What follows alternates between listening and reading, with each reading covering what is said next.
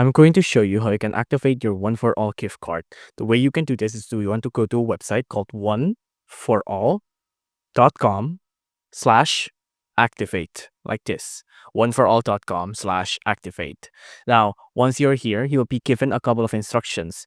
First off, you have received a One4All chip and pin gift card. You need to activate it. The way you can activate it is by following this. You can follow this on the mobile app. You need to log in or create an account, follow the on-screen prompt, and upload your requested document, and then your pin will be issued within 24 hours. You can do that from the app, but you can also do that from this button down here, right? So the Activate Now button.